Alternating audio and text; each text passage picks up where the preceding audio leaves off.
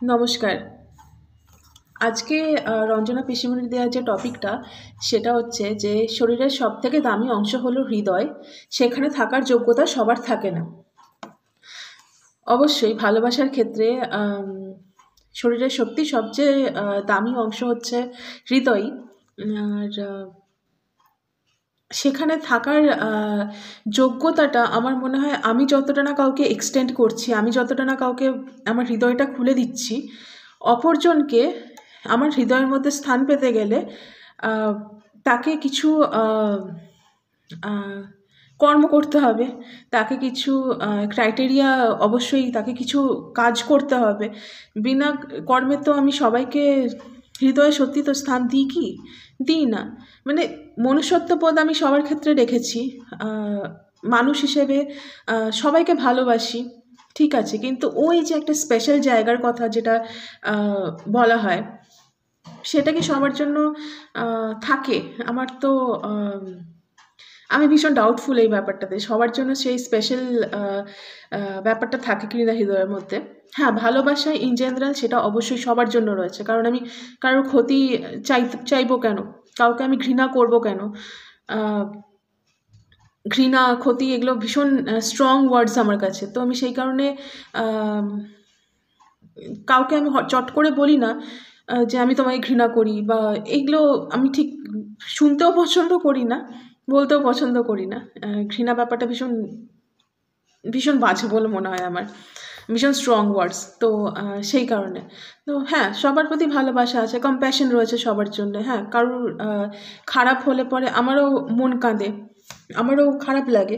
কিন্তু ওই যে হৃদয়ে যে স্পেশাল একটা স্থান দেওয়া, সেটার জন্য কিন্তু মানুষকে ওয়ার্ক করতে হয়। সেটা কিন্তু মানুষকে জায়গাটা করে নিতে হয়।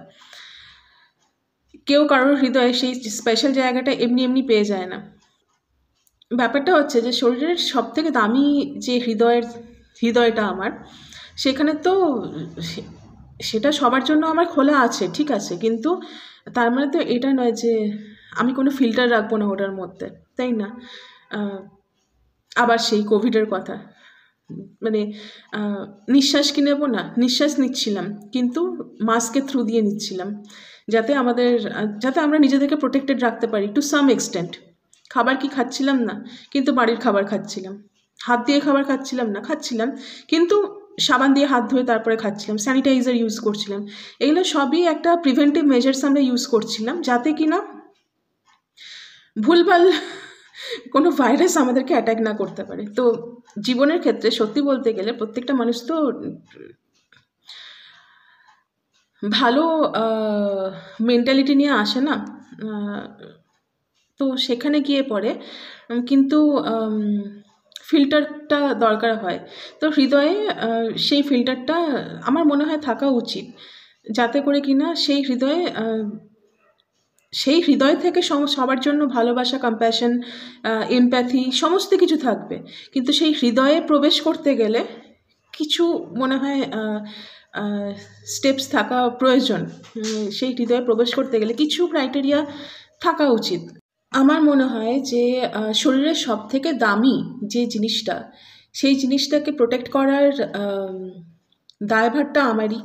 সেই জিনিসটাকে প্রোটেক্ট করে রাখার প্রয়োজনটাও আমারই। কারণ সেটা যদি কোনোভাবে নষ্ট হয়ে যায়, কোনোভাবে আঘাতপ্রাপ্ত হয়ে যায়, কোনোভাবে আ ধ্বংস হয়ে যায়, সেটাও আমারই ক্ষতি হবে। পৃথিবীর আর কেউ সেই ক্ষতিটাকে নিশ্চয়ই আ বের করবে না, তাই না? তো যেখানে আমার হৃদয়ের প্রসঙ্গ আসছে, সেখানে আমার মনে হয় যে আমার হৃদয়টা সকলের জন্য খোলা রইল। মানে আমার হৃদয় থেকে সবার জন্য ভালোবাসা, আমার হৃদয় থেকে সবার জন্য কম্প্যাশন, আমার হৃদয় থেকে সবার জন্য এমপ্যাথি, সমস্ত কিছু আমার হৃদয় থেকে আমি সেটাকে বন্ধ করে রাখবো না। কিন্তু সেই হৃদয়ে প্রবেশ করতে গেলে অবশ্যই কিছু মাপদণ্ড নির্ধারণ করে রাখা উচিত।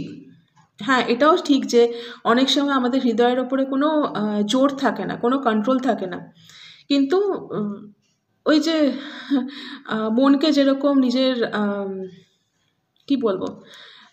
নিজের কন্ট্রোলে রাখা উচিত সবসময়। মন মস্তিষ্ককে সবসময় নিজের কন্ট্রোলে রাখা উচিত। সেরকমই আমার মনে হয় হৃদয়ের ক্ষেত্রে হৃদয়ে প্রবেশ প্রবেশের ক্ষেত্রে প্রস্থান যে কেউ করতে পারে, কোনো অসুবিধে নেই।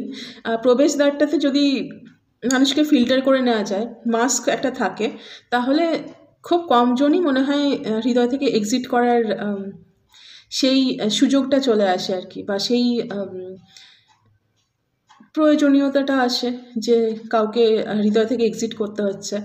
এই যে হৃদয়ে থাকার যোগ্যতার কথা বলা হচ্ছে, সেই যোগ্যতাটা কি আমার কাছে? কি অবশ্যই কিছু যোগ্যতা ছাড়া কোনো কিছু অ্যাচিভ তো করা যায় না লাইফে, তাই না? ইভেন একজনকে যদি স্পিরিচুয়ালিও অ্যাডভান্সড হতে হয়, তার জন্য তাকে কিছু স্টেপস ফলো করতে হয়, তারপরে গিয়ে পরে সে স্পিরিচুয়ালি অ্যাডভান্সড হতে পারে।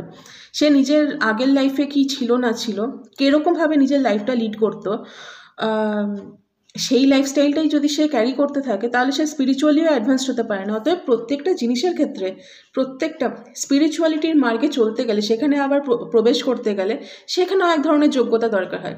সেরকমই হৃদয় যেহেতু একটা ভীষণ ইম্পর্টেন্ট একটা জায়গা, হৃদয় যেহেতু একটা ভীষণ ডেলিকেট একটা জায়গা, সেখানেও কিন্তু প্রবেশ করার জন্য কিছু ক্রাইটেরিয়া সত্যি সত্যি থাকে। সেটা আমরা হয়তো নিজেরাও অনেক সময় রিয়েলাইজ করি না, কিন্তু আমাদের নিজের মনের মধ্যে একটা কিন্তু ব্যাপার সেট হয়ে থাকে।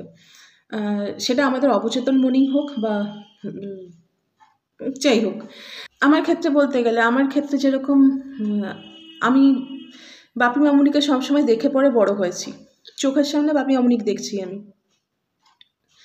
বাপি মামুনি কীভাবে দুজন দুজনের সাথে ট্রিট করছে, বাপি কীরকম কাজ করছে, বাপি কীরকমভাবে আমার খেয়াল রাখছে, বাপি কীরকমভাবে আমাকে প্যাম্পার করছে, কিভাবে আমি না চাইতেই সমস্ত কিছু আমার হাতে চলে আসছে, কিভাবে আমি মানে আমাকে বলতে হয় না কিন্তু আমাকে ভালোবাসো, আমাকে ভালোবাসো না, সেটা তার কর্মের মধ্যে দিয়ে আমি বুঝতে পেরে যাই যে হ্যাঁ, মানুষটা আমার ব্যাপারে খেয়াল করে, কেয়ার করে, ভালোবাসে। মামুনির ক্ষেত্রেও তাই, মানুষটা যে আমার ব্যাপারে সত্যিই চিন্তা করে, শুধুমাত্র লোক দেখানো নয়, চিন্তা করে আমার ব্যাপারে। আমার কিছু হয়ে গেলে তার চোখ মুখ দেখে বোঝা যায়। আমার শরীর খারাপ হলে মামুনির ঘুম আসে না, আমার কোনো রকম কোনো প্রবলেম হলে মানে দুজনের যাই কিছু কাজ থাকুক না কেন, পৃথিবীর জহজাত বয়ে যাক কাজ থাকুক, যে কোনো রকমের কাজ থাকুক না কেন, তারা কিন্তু সমস্ত কাজ ছেড়ে দিয়ে আমার সেই কাজটাকে মেটানোর জন্য কিন্তু ঝাঁপিয়ে পড়বে। এরকম অনেক ক্ষেত্রে হয়েছে যে বাপির সেই মুহূর্তে ব্যাংকে রয়েছে হয়তো, তখন আমার কিছু একটা প্রবলেম হয়েছে, জাস্ট একটা ফোন কলের মানে অপেক্ষা। মানে তখন তো আমাদেরকে হাতে মোবাইল দেওয়া হতো না, খুব স্বাভাবিক, স্কুল থেকে ফোন করা হয়েছে, বাপি ব্যাংকে সমস্ত কাজকর্মের সঙ্গে সঙ্গে মানে ইমিডিয়েট উইদিন 15 মিনিটস হয়তো ব্যাংক থেকে বেরিয়ে এসছে, কারণ তার কাছে সেটাই প্রায়োরিটি ছিল। তার ফ্যামিলির মধ্যে আমাদের প্রায়োরিটিটা বেশি ছিল। তার মানে কি সে অফিসের মানে দায়িত্বটা সমস্ত কিছু ঝেড়ে দিয়ে চলে এসছে? সেরকম নয়, নিজের দায়িত্বটাও কিন্তু একই সঙ্গে পূর্ণ করেছে, তারপরে সে বেরিয়ে এসে পরে কিন্তু আমার দিকটাও দেখেছে। এটা একটা মানুষের মধ্যে অলরাউন্ডার একটা ক্যাপাসিটি থাকা দরকার, যেখানে সে কিনা নিজের প্রফেশনাল দিকটা ভালো করে মেনটেন করে নিজের পার্সোনাল দিকটাকেও ইকুয়ালি মেনটেন করবে। এই যে দায়িত্ব কর্তব্যের এগুলোর যে একটা স্ট্যান্ডার্ড সেট করে রাখা হয়েছে আমার মনের মধ্যে, যেগুলো আমি চোখের সামনে দেখেছি, এগুলো জেনুইন ছিল, সেগুলো আমি ছোটোবেলা থেকে যেহেতু দেখেছি, ওই স্ট্যান্ডার্ডগুলো কিন্তু আমার মনের মধ্যে সেট হয়ে রয়েছে। আর যখন কাউকে আমার হৃদয়ে প্রবেশ করতে হবে, তখন তাকে সেই স্ট্যান্ডার্ডসগুলো কিন্তু ফুলফিল করে তারপরেই তাকে আসতে হবে আমার হৃদয়ের মধ্যে, নাহলে কিন্তু সে আমার হৃদয়ের মধ্যে কখনোই প্রবেশ করতে পারবে না। বাবাদেরকে মেয়েদের কিন্তু সুপার হিরো বলা হয়, আর বাবাদেরকে দেখেই কিন্তু মেয়েরা নিজেদের ফিউচার যে পার্টনার, তার একটা স্ট্যান্ডার্ড সেট করে ফেলে নিজের মনের মধ্যে, কারণ সে দেখতে পাচ্ছে তার বাবাকে, তার বাবা কীরকম, তার ফ্যামিলির প্রতি তার দায়িত্ব কর্তব্য কী কী, সমস্ত কিছু সে চোখের সামনে দেখতে পাচ্ছে। সেখানে তার সেই স্ট্যান্ডার্ডটা তৈরি হয়ে রয়েছে অলরেডি, সেখানে থেকে নিচের কাউকে তার পছন্দ হবে না, তার হৃদয়ে স্থানই পাবে না সে, মানে এটা সম্ভব নয়। তো প্রত্যেকটা মেয়ের ক্ষেত্রে এটা হয়ে থাকে যে তার বাবাকে দেখে পরে তারা নিজের ফিউচার পার্টনারের যে স্ট্যান্ডার্ডটা সেটাকে মানে ভেবে রাখে। যখনই সেটা ফুলফিল না হয়, তখনই মনের মধ্যে একটা প্রবলেম চলে আসে, বা হৃদয়ে হয়তো স্থান পায় না, বা কিছু মনের মধ্যে একটা হয়তো তিক্ততা চলে এলো কিছু। তো এই হচ্ছে ব্যাপার যে আমি সবার জন্য ভালোবাসবো, আমি সবাইকে ভালোবাসবো, আমি সবাইকে সাদরে গ্রহণ করব, কিন্তু হৃদয়ে প্রবেশ করার যখন ব্যাপার আসছে তখন কিন্তু একটু বেছে মানুষকে ঢোকানো উচিত, কারণ আমার হৃদয়টা যদি ভেঙে যায় তাহলে সেটার কিন্তু ফলটা আমাকেই ভোগ করতে হবে, সেটাকে হিল আমাকেই করতে হবে। এটাও অস্বীকার করার কোনো জায়গা নেই। যদি কেউ সত্যিই আমার ব্যাপারে ভীষণ কেয়ার করে, যদি কেউ সত্যিই আমার ব্যাপারে সিরিয়াস হয়, কেউ যদি সত্যিই আমার ব্যাপারে ভাবনা চিন্তা করে, সেটা তাকে কোনো মুখে করে বলতে হবে না, সেটা তার কিন্তু আচার আচরণেই বুঝতে পারবো। সেটা যে কোনো সম্পর্কে হোক না কেন, কিছু কিছু ক্ষেত্রে তো ভাবনাটাকে মুখে করে প্রকাশ করতে হয়। ভগবান তো আমাদেরকে ভাষা দিয়েছে ওই কারণে যে ভাবনাগুলোকে প্রকাশ করতে হবে। কিন্তু হ্যাঁ, শুধুমাত্র কথায় বলে গেলাম, কার্যক্ষেত্রে কিছু করলাম না, এটা কোনো কাজের কথা না। প্রকাশ করতে হবে, প্রকাশের সাথে সাথে সেই প্রকাশ করা কথাগুলো যে অ্যাকচুয়ালি মিন করছি আমি আমার লাইফে, সেটাও তার কর্ম দিয়ে সেটাকে বোঝাতে হবে। সব শেষে যেটা দিয়ে আমি স্টপ করব ভিডিওটা, সেটা হচ্ছে যে আমরা কি আমাদের সোনার যে গয়নাগাটি হয় বা দামি কোনো জুয়েলারি, সেগুলো কি আমরা এমনি ফেলে রাখি উইদাউট এনি প্রোটেকশন? সেটা তো রাখি না। আমরা সবসময় সেটাকে আলমারির মধ্যে রাখি তালা বন্ধ করে। কেন? যাতে সেটা কোনো অযোগ্য ব্যক্তির হাতে না পড়ে যায়। অযোগ্য ব্যক্তির হাতে পড়লে সে কী করবে? সেটাকে ইউটিলাইজ করতে পারবে না ঠিকঠাক করে। ইউটিলাইজ না করতে পেরে সেটার দামটা, সেটার ওয়ার্থ যেটা আমরা বলি, সেটা বুঝতে না পেরে সেটাকে নিয়ে ছিনিমিনি খেলতে পারে। কোনো সোনার গয়না নিয়ে সে বিক্রি করে দিল ইউজ করার জায়গায়। তো সেই রকমই হৃদয়টা যেহেতু আমাদের কাছে ভীষণ স্পেশাল, ভীষণ দামি, ভীষণ ডেলিকেট একটা জিনিস, সেটাই কিন্তু গুছিয়ে সামলে প্রোটেক্ট করে রাখার দায়িত্বটা এবং দায় দুটোই আমাদেরই নিজেদের। সেটাকে নিয়ে কোনো অযোগ্য ব্যক্তি যেন ছেলেখেলা না করতে পারে, সেটাও দেখার দায়িত্ব কিন্তু আমাদেরই। তো সেই জন্য সেটাকে প্রোটেক্ট করে রাখার সমস্ত রকমের স্টেপস আমাদেরকে নিতে হবে। সাথে সাথে আবার এটাও সত্যি যে কোনো অযোগ্য ব্যক্তি কিন্তু কোনো জিনিসের মানে দাম তো দিতে জানেই না, সে কিন্তু কোনো জিনিসের মানটাও দিতে জানে না। এটাই ব্যাপার যে সবসময় আমাদের হৃদয়টাকে প্রোটেক্ট করে রাখা উচিত, যাতে কিনা কোনো ভুলভাল লোকের হাতে পড়ে সেটাকে ক্ষত বিক্ষত না হতে হয়। এবার কে যোগ্য আর কে অযোগ্য সেটা কিন্তু আমাদের হৃদয়ে খুব ভালো করে বুঝতে পারে। হ্যাঁ, আমরা স্বীকার করতে চাই না, সেটা আলাদা ব্যাপার। অনেক সময় অনেক সম্পর্কে আমরা কিন্তু স্বীকার করতে চাই না, আমরা একটা ডিনায়াল মোডের মধ্যে থাকি, যে কারণে কিন্তু অনেক রকমের অপরাধ আমরা সোসাইটিতে দেখতে পাই। তো আমাদের হৃদয় হাঞ্চ ফিলিং যেটা হয় সেটা কিন্তু মারাত্মক স্ট্রং হয়। তো সেটার উপরে ডিপেন্ড করে সেটার কথা শোনা আমাদের মনে হয় একবারের জন্যও উচিত। যদি আমরা একটু নজর দিয়ে বুঝি, আমাদের বোধ বুদ্ধি যেটা ভগবান আমাদেরকে দিয়েছে সেটা দিয়ে যদি আমরা জাজ করি, তাহলে কিন্তু আমরা খুব ভালো করেই বুঝতে পারবো যে কে যোগ্য কে অযোগ্য। অনেক সময় এটা আমাদের হাতে থাকে না, কাকে আমরা হৃদয়ে প্রবেশ করতে দেব, কাকে হৃদয়ে প্রবেশ করতে দেব না। আমার মামুনির ক্ষেত্রে আমি দেখেছি যে মামুনির এই যে মাস্কের কথাটা, আমি এত বড় বড় কথা বললাম, এই যে মাস্কের কথাটা মামুনির মধ্যে কিন্তু বিন্দুমাত্র কাজ করে না। মামুনি কিন্তু মাস্ক একদম অ্যাপ্লাই করতে পারে না। সবার জন্য হৃদয় থেকে সমস্ত ভালোবাসা খুব তাড়াতাড়ি চলে আসে, যেটা আমি আগের ভিডিওতেও বলেছিলাম। মারাত্মক ইমোশনাল একটা মানুষ, কোনো মাস্ক নেই, কোনো ফিল্টার নেই মনের মধ্যে, সবাইকে ভালোবাসে এবং ভাবে যে হয়তো পৃথিবীটা একই রকমের, মানে সবাইকে যেহেতু আমি ভালোবাসছি, তাহলে আমার মনে হয় পৃথিবীটা হয়তো এরকমই, সবাই সবাইকে ভালোবাসে। কিছুতেই তাকে কিন্তু বোঝানো যায় না ব্যাপারটা। হয়তো ইমোশনাল মানুষরা এরকমই হয় একটু। মামুনির মধ্যে কিন্তু আমি এই মাস্কটা কখনো দেখিনি। মানে পৃথিবীর সবাইকে ভালোবাসবে, সবাইকে খুব তাড়াতাড়ি আপন করে নেয়, এবং যখন তাদের কাছ থেকে ধাক্কাগুলো খেতে থাকে তখনও ডিনায়াল মোডে চলে যায়, খুব মারাত্মক ডিনায়াল মোডে চলে যায় যে না, কিছু একটা নিশ্চয়ই হয়েছে, সেই জন্য এরকম করছে। কেউ অসম্মান করছে, কেউ বাজে কথা বলছে হয়তো, বা কেউ